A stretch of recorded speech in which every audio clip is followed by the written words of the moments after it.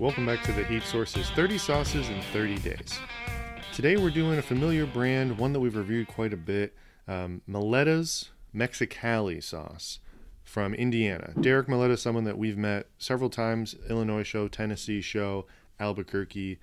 Him and his dad Bob have an array of sauces that they've created, and there's some incredible ones we haven't even touched yet. I know that there's a banana pepper one that I've been dying to review, but we have so many sauces from multiple companies, but also Maletta's has a lot of sauces just in their own right. So we're going to be trying Maletta's. This is a Mexicali sauce.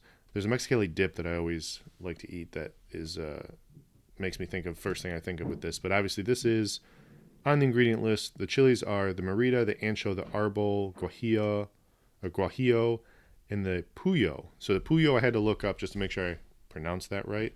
But the puyo pepper, actually pulled up the details here. So it's similar to the guajillo. It's smaller, packs more heat.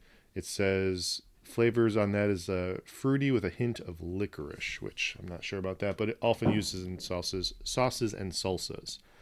But that's one I'm not as familiar with. And then lime juice, cilantro, sugar, sea salt, onion, garlic, citric acid, and spices. So I'm really excited about this sauce. I don't think this is going to be a high heat. This one puts it at kind of a middle low on their scale. They got their little thermometer there on the side. So Maletta's, again, incredible brand from Indiana. They do great things. But we're going to crack this open. We're going to give it a try, see what's going on with it. Let's get the pull tab off here. Wonderful.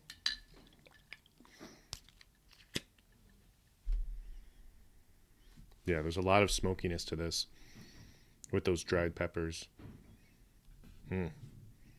So first thing I think of is a wet burrito, because the wet burrito sauce, if you're not familiar, wet burrito, legend says that it was originated in Grand Rapids, Michigan, where we're based out of. Beltline Bar is the restaurant.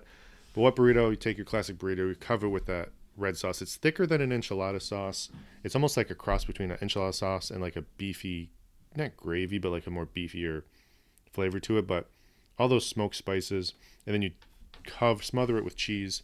You bake that in the oven, it gets all that melty, and then your chips are picking up all that sauce. So that's the first thing I think of when I try this. Let me see if I can find my spoon. My daughter moved my spoon. All right, so I'm going to pour just a bit of this. So it's got a nice viscosity to it. It's not watery, but it's not overly chunky. It's pretty smooth. I dropped a bit. Smoky right up front. We get those dried peppers. We get the garlic. There's a little bit of chew to a little bit of the texture of those peppers that aren't completely purified or liquefied in there, which is good. You want to have a little bit of texture to it.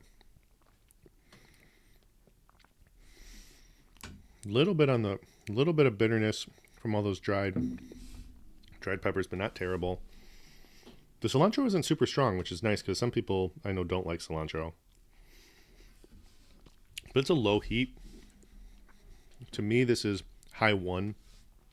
With that 1, there's a presence of heat, but it's not lingering. It's not holding. On our 2 spot in the heat, that's when it really grows and builds and holds on and lasts for a while. It's warm, but this is actually a perfect wet burrito sauce, in my opinion. Yeah, I like this. But the lime and the cilantro are in the back. They're not, killing you with this, but I think it is helping quell some of that bitterness, that smokiness from those dried peppers. But it's a lot of pepper. Those peppers are coming through really, really well, which is what you want. So I'd put this on, wet burrito. I'd put this on burritos in general, stir fry, tacos, breakfast burrito would be good. Biscuits and gravy. I would throw this on biscuits and gravy. They get some smoky flavor in there.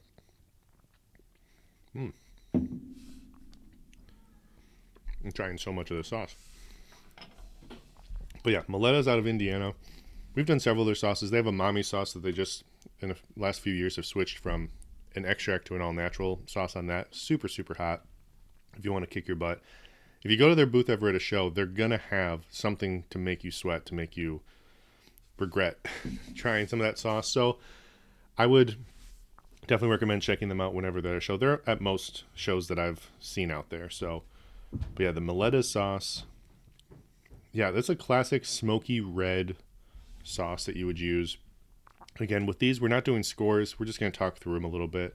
We're going to talk about the heat, give you an idea of that heat level, get an idea of what you could use it on. The salt level is really, really low. I don't think it's lacking salt, but I think it's a good balance. Sometimes you get a sauce, and high salt isn't bad. It just means that might be more of your seasoning than the salt you put on the meat. That might not be the best way to do it, but that's how I do it if I have a saltier sauce. And this one is well balanced. You don't have to worry about over salting a dish if you put this on there. It's going to be balanced well. But the Mexicali sauce, no, I would use this in an everyday sauce for your classic Mexican fare. I would kind of push it outside of that with some breakfast food. You could do it on wings if you want to do like a Mexican style wings, or if you want to marinate some chicken in this, give it that nice smoky flavor to that. Marinate or toss it in there before you grill it. That would be really good. So the Mexicali sauce from MalettasHotSauce.com is the website. Check them out. Check out the array of sauces they have. They have some in rotation. They have some of their staples. This one is available online right now, but this is another entry into our 30 sauces in 30 days.